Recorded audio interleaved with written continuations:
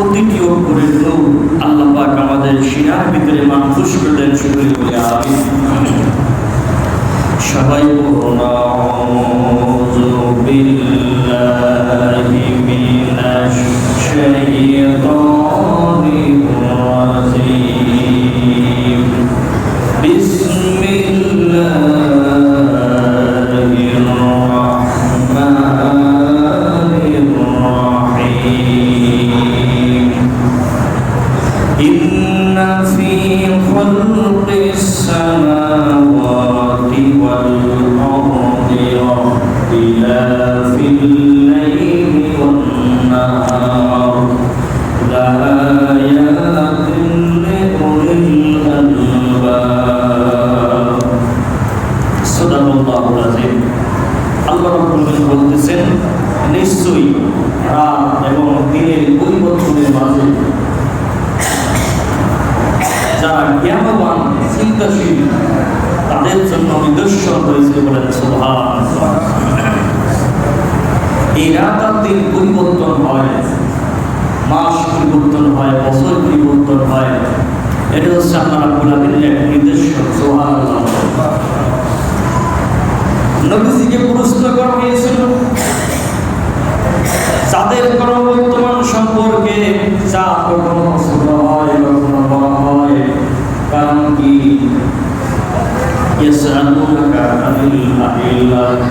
নবীজিকে প্রশ্ন করা হলো, হে রাসূল, যাদের কেন এরকম পরিবর্তন হয়, আল্লাহ বলেন কুল হিয়া মাওয়াকিতুল লিন্নাস। এটা মানুষের জন্য নিদর্শন, চিরস্থায়ী একটা কেন্দ্র। বলেন সুবহানাল্লাহ। এই চারটা হচ্ছে একটা চিরস্থায়ী কেন্দ্র মানুষের জন্য। আল্লাহ পাক আকাশে ঝুলিয়ে রেখেছেন। সুবহানাল্লাহ। আজকে আমরা যখন আলোচনায় বসেছি, এটা একটা শীতের সময় আরবি যে মাস চলতেছে, মাসটার নাম কি বলতে পারেন? মহরম মাস। আর আজকের দিনটা হচ্ছে আশুরার দিন। আশুরা শব্দটি আরবি আশারা শব্দ থেকে এসেছে। আশারা মানে হচ্ছে 10, আশারা মানে 10, আশারা থেকে আসছে আশুরা, অর্থাৎ মহরমের 10তম দিন। সুবহানাল্লাহ। পৃথিবীর ইতিহাসে সবচেয়ে বড় বড় ঘটনাগুলি ঘটেছে আজকের এই দিনে। সবচেয়ে আনন্দদায়ক ঘটনাগুলো ঘটেছে আজকের দিনে, আবার সবচেয়ে বেদনাদায়ক ঘটনাও ঘটেছে আজকের দিনে। এই আশুরার দিনের 20টি ঘটনা কোরআন এবং হাদিসে 20টি ঘটনা বর্ণিত হয়েছে। কয়টি? সবাই বলেন কয়টি ঘটনা? 20টি ঘটনা বর্ণিত হয়েছে। আমরা পর্যায়ক্রমে সেখান থেকে আলোচনা পেশ করব ইনশাআল্লাহ। একটা একটা করে আলোচনা করতে থাকবো, সবাই মনোযোগ দিয়ে শুনতে থাকবেন। 1 নম্বর, আল্লাহ রাব্বুল আলামিন আজকের এই দিনে এই পৃথিবী, পাহাড় পর্বত, আসমান জমিন সৃষ্টি করেন। সুবহানাল্লাহ। এই পৃথিবীর সৃষ্টির আগে আল্লাহ পাক সর্বপ্রথম সৃষ্টি করেন, পানি সৃষ্টি করেন। কি সৃষ্টি করেন? পানি।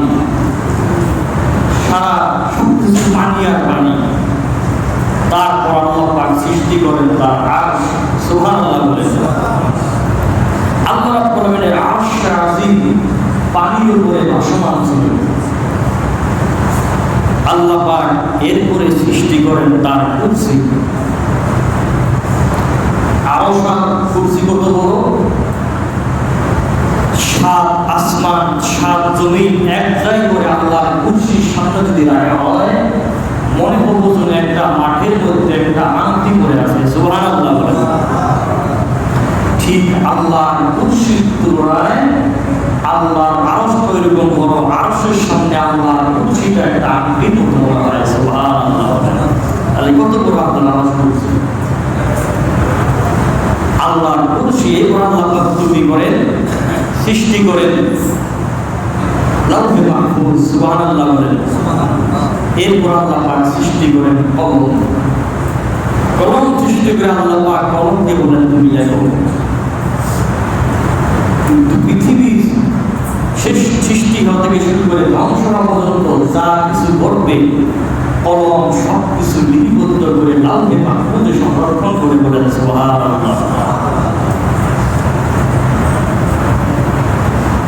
এরপর আল্লাহ পাক তৈরি করেন এই 7 আসমান 7 জমিন। সর্বপ্রথম আল্লাহ পাক জমিন সৃষ্টি করেন। আল্লাহ পাক বলেন আল্লাযী খালাকাস সামাওয়াতি ওয়াল আরদা ফি সিত্তাতি আইয়াম। আল্লাহ পাক বলেন এই আসমান 7 আসমান 7 জমিন আল্লাহ পাক সৃষ্টি করেন মাত্র 6 দিনে। বলেন সুবহানাল্লাহ। 6 দিনে সৃষ্টি করেন 7 আসমান 7 জমিন। এরপর আল্লাহ পাক সৃষ্টি করেন ফেরেশতাদেরকে। ফেরেশতা সৃষ্টি হওয়ার হাজার হাজার বছর পূর্বে আল্লাহ পাক পৃথিবীতে 7 আসমান 7 জমিন হওয়ার পরে পৃথিবীতে আল্লাহ পাক সর্বপ্রথম সৃষ্টি করেন জিন জাতিকে। জিন জাতি ধ্বংস হওয়ার পর আল্লাহ পাক এবার পরিকল্পনা করেন মানুষ সৃষ্টি করবেন। সুবহানাল্লাহ।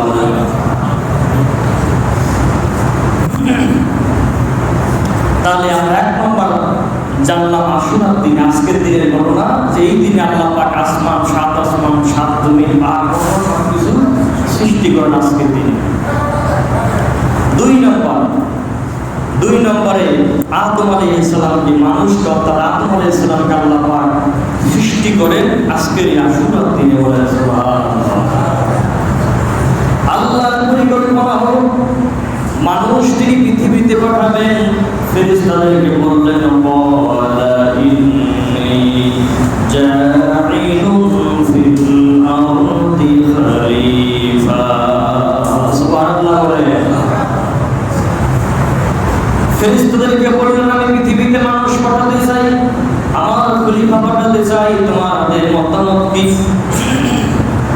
ফেরেশতারা বলল আল্লাহ তাআলা পৃথিবীতে এমন নবী পাঠাবেন যারা পৃথিবীতে ফিতনা ফাসাদ বাড়াবাড়ি ধ্বংস সৃষ্টি করবে। এরকম যাতে পাঠাতে চান নাকি? আল্লাহ পাক বলেন ক্বালা ইন্নী আ'লামু মা লা তা'লামুন। আমি জানি তোমরা তা জানো না।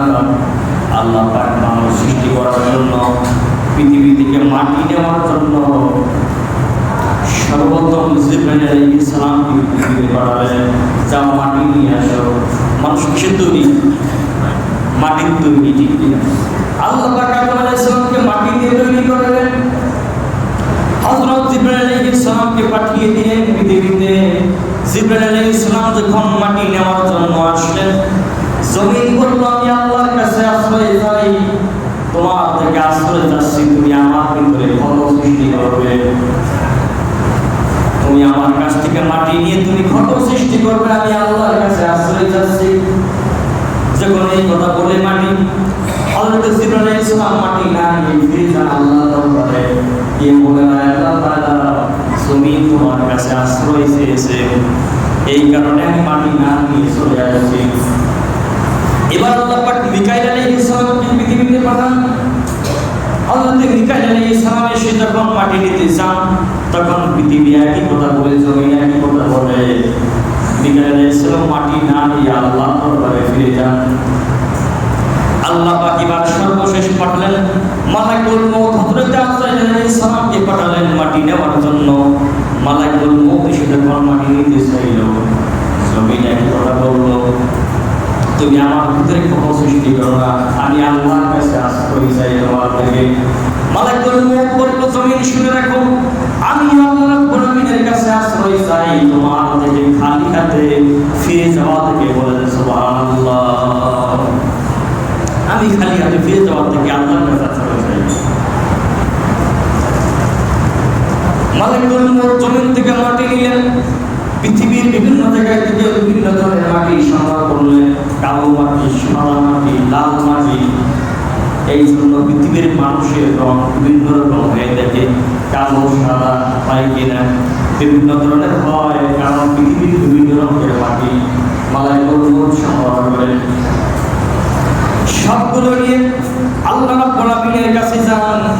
আল্লাহ রাব্বুল আলামিন সমস্ত মাটিগুলোকে এক জায়গায় করে পানি দিয়ে সেগুলোকে মেখে কাদামাটি তৈরি করেন, সুবহানাল্লাহ বলেন। এবার কাদামাটি তৈরি করে আদম আলাইহিস সালামের মানুষের সুরত তৈরি করেন মাটি দিয়ে। আল্লাহ পাক ফেরেশতাদেরকে বলেন, আমার ফেরেশতারা, আমি যখন এর ভিতরে বহু সংসার করব তখন তোমরা তার সামনে সিজদা অবনত হবে, সুবহানাল্লাহ বলেন। আদম আলাইহিস সালামকে মাটির মূর্তি তৈরি করে আল্লাহ পাক ফেলে রাখলেন শুকাবার জন্য 40,000 বছর, সুবহানাল্লাহ বলেন। কত বছর? 40,000 বছর মাটি শুকিয়ে কটকটা হয়ে গেল একবারে। ফেরেশতারা ভয় পেয়ে গেল, না জানি আল্লাহ পাক কি করতে চাচ্ছে, কেন মাটিতে পড়ে আছে, মাটির মধ্যে শুকিয়ে কটকটা হয়ে গেছে। ফেরেশতারা যখন তার মূর্তির কাছে যেত, তার কাছে শরীরের সাথে লাগলে মাটি ঠন ঠন শব্দ হতো। ফেরেশতারা যখন ভয়ে পেয়ে গেল, আজরাইল ফেরেশতা ইবলিস, সে তখন ইবলিস হয় নাই তার আগে, আদম আলাইহিস সালামের মুখ দিয়ে ঢুকে পিছন দিয়ে বের হয়ে গিয়ে বলল ফেরেশতাদেরকে, ও ফেরেশতারা, এর কারণ নাই, এটা একটা বস্তু মাত্র আল্লাহ পাক তৈরি করেছেন, বিশেষ একটি উদ্দেশ্য সামনে নিয়ে আল্লাহ পাক তাকে তৈরি করেছেন, বলেন সুবহানাল্লাহ।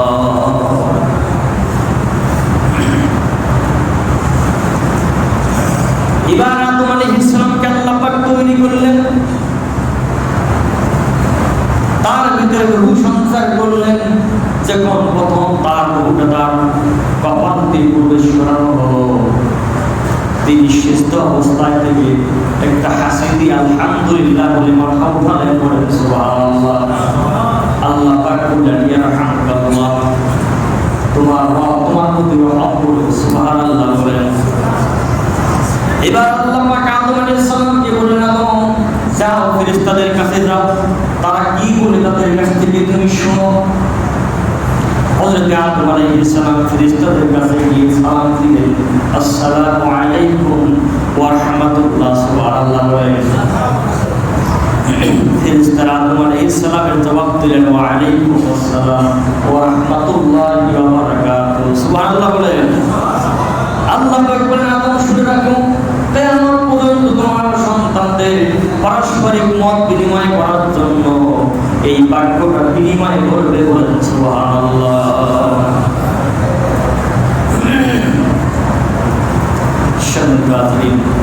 আদম আলাইহিস সালামকে আল্লাহ পাক বললেন, আমার হাত দেখো, তোমার কোন হাত পছন্দ, তাই হাত পছন্দ না বাম হাত পছন্দ।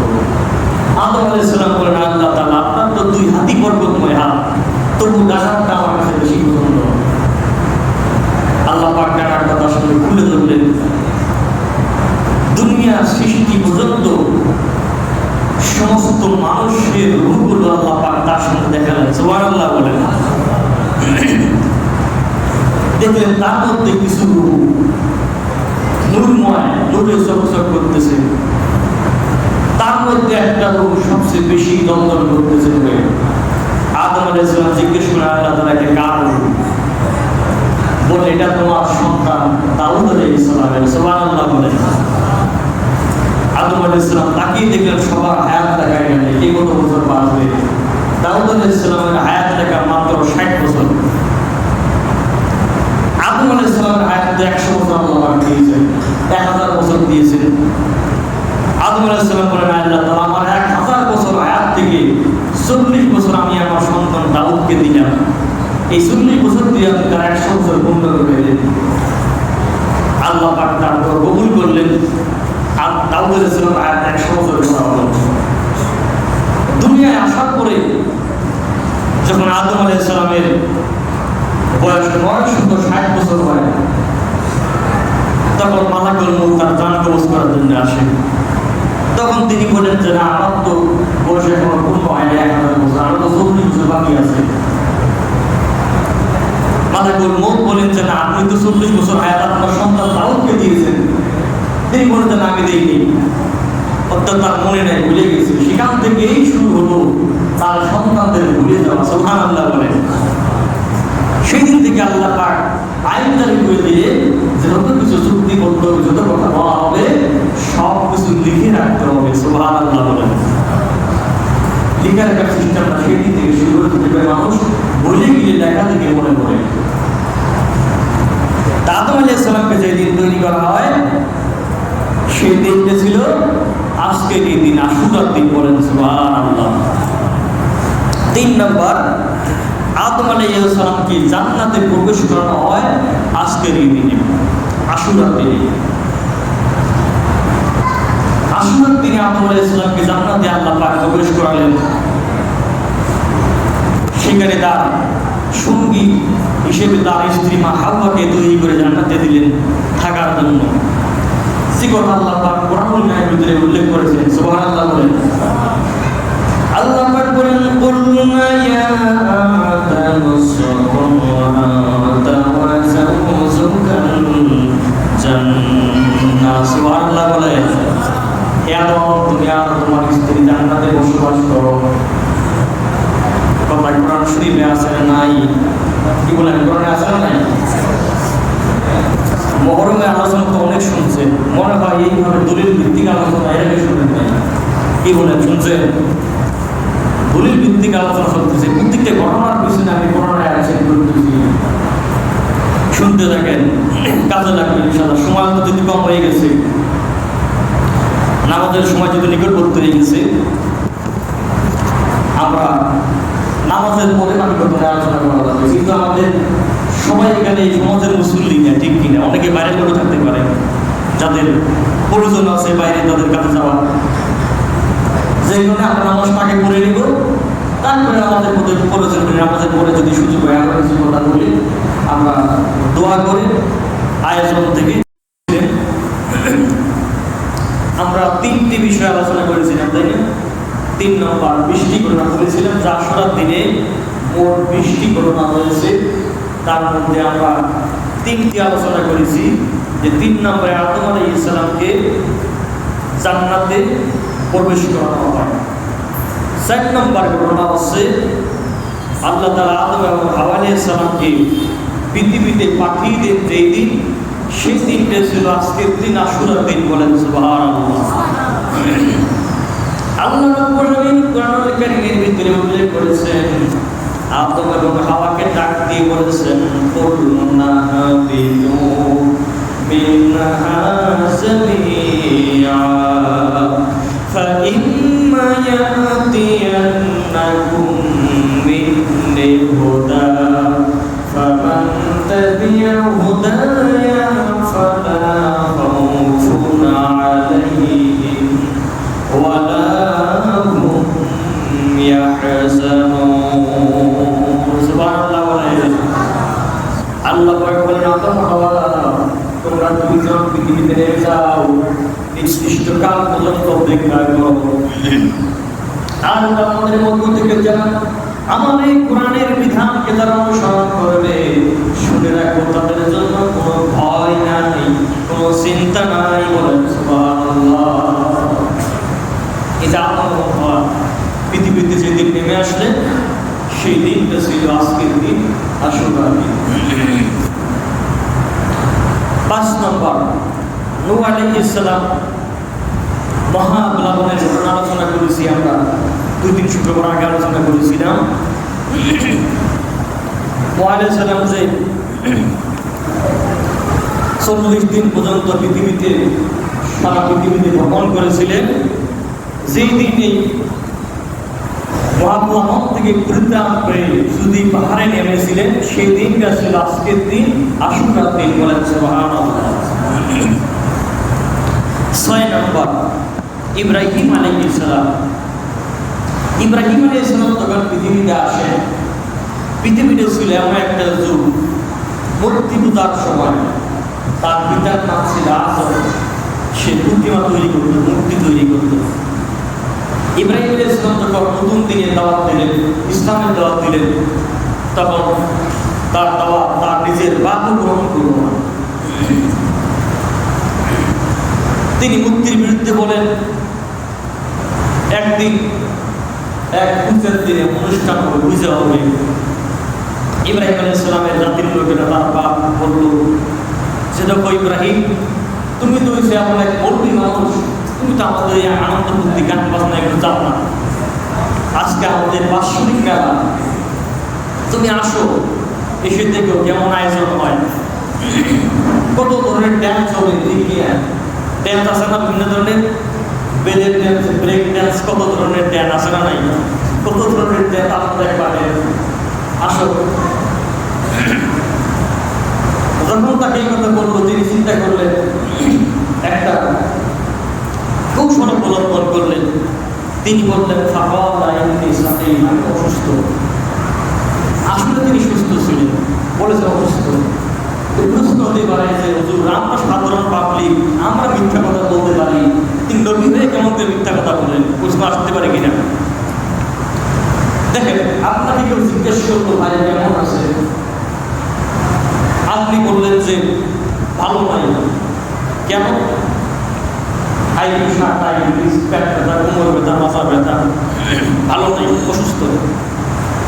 এই অসুস্থকে বোঝানোর জন্য আরবিতে বলা হয় মারিদ।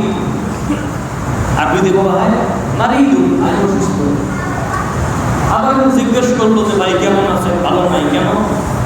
বলতে বসবে না, বেটা এমন কাজ করছে, মুখ দেখাইতে পারি না, আমি অসুস্থ।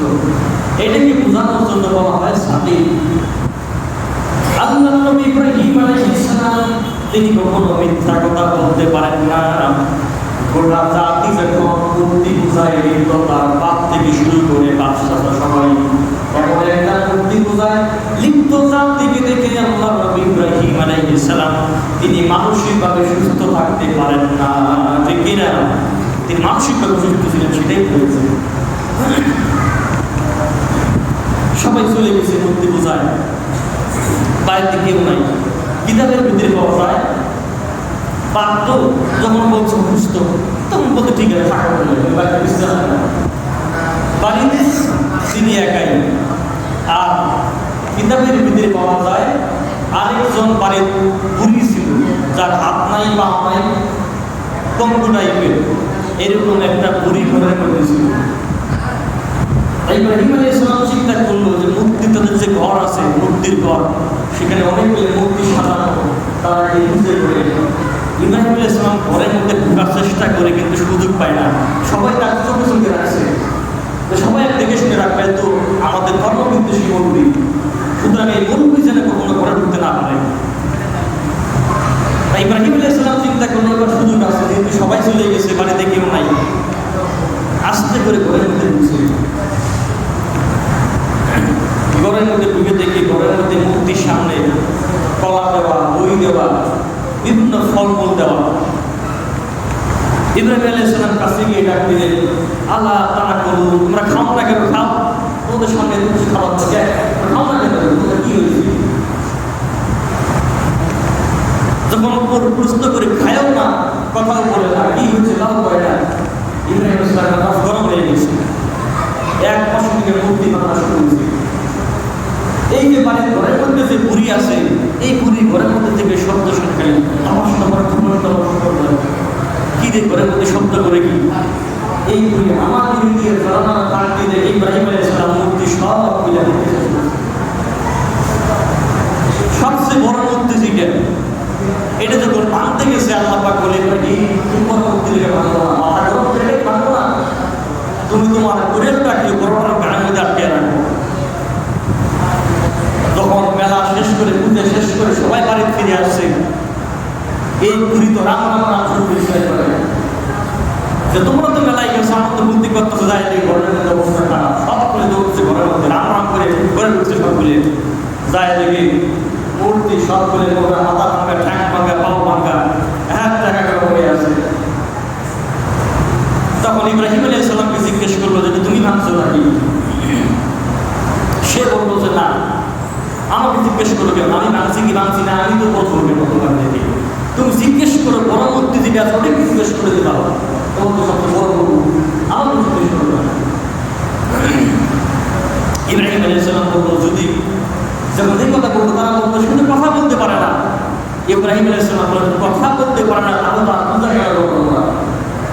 তাদের বুঝতে বাকি হইল না যে ইব্রাহিম আলাইহিস সালামের কাজ।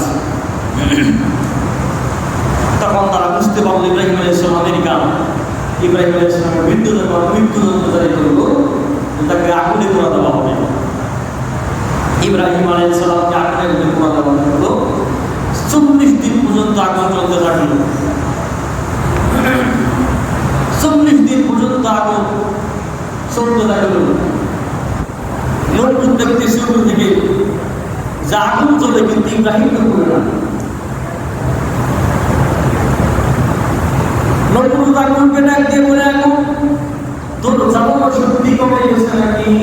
তুই কেন আমার দুশমন ইব্রাহিমকে জ্বালাতে পারিস না? আগুনের জ্বালা পুড়ে গেল।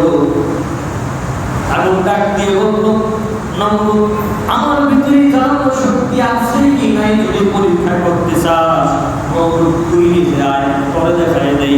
তোরে সত্য তাম দুনিয়া জ্বালিয়ে দিতে পারি, কিন্তু ইব্রাহিমের একটা পশমও জ্বালাইতে পারি না। বলেন সুবহানাল্লাহ। কারণ কি আল্লাহ পাক আমাকে নির্দেশ করে দিয়েছেন, ইয়া নারু কুনি বারদাও ওয়া সালামান আলা ইব্রাহিম। সুবহানাল্লাহ বলে। আগুন আমাকে জ্বালানো নিষেধ করেছেন আল্লাহ পাক, সুতরাং আমি ইব্রাহিমকে জ্বালাইতে পারবো না। ইব্রাহিম আলাইহিস সালাম 40 দিন পর্যন্ত আগুনে থাকলে আল্লাহ পাক 40 দিন পরে তাকে আগুন থেকে উদ্ধার করলে। তিনি যে দিন আগুন থেকে উদ্ধার হলে সেই দিনটা ছিল আজকে এই দিন, আশুরার দিন। বলেন সুবহানাল্লাহ। এই আশুরার দিন ইব্রাহিম আলাইহিস সালাম আগুন থেকে উদ্ধার করেন। 7 নম্বর, আইয়ুব আলাইহিস সালাম তিনি 18 বছর পর্যন্ত রোগ করেছিলেন। আল্লাহ রাব্বুল আলামিন নবীর ঘটনা আমাদের কাছে বলেছেন আমাদের ঈমানকে বৃদ্ধি পাওয়ার জন্য। হযরত আইয়ুব আলাইহিস সালাম 18 বছর পর্যন্ত রোগে ভোগ করলেন, গোটা শরীরে পোকা ধরে গেল। তার স্ত্রী, পরিবার, পরিজন তাকে জঙ্গলে ফেলে আসলো। এবার দেখলেন আইয়ুব আলাইহিস সালামের পোকা শুধু শরীরে নয়, এবার জিহ্বায় পোকা ধরা শুরু হয়ে গেল। এবার আইয়ুব আলাইহিস সালাম আল্লাহর দরবারে দোয়া করলেন, রব্বি আন্নী মাসসানিয়াদ দুররু ওয়া আনতা আরহামুর রাহিমিন। রব্বুল আলামিন, তুমি আমার জিহ্বায় পোকা দিও না, সমস্ত শরীরে পোকা দিয়েছো, কিছু বলি নাই। এবার আমি তোমার কাছে দোয়া করব, আমার জিহ্বায় পোকা দিও না। আমার জিহ্বায় যদি পোকা হয়ে যায়, তাহলে তোমার তরফের জিকির আমি কি দিয়া করব? বলেন সুবহানাল্লাহ। 18 বছর পোকা করে আল্লাহ পাক তাকে রোগমুক্ত করলেন।